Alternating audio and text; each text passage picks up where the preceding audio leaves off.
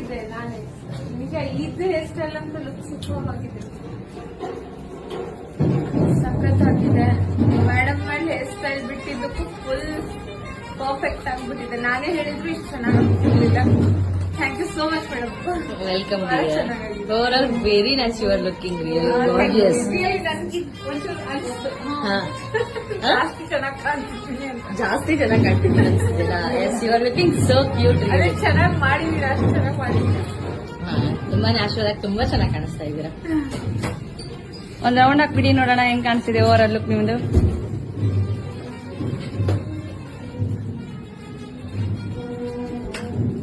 ತುಂಬಾ ಪ್ರೀತಿ. Thank you.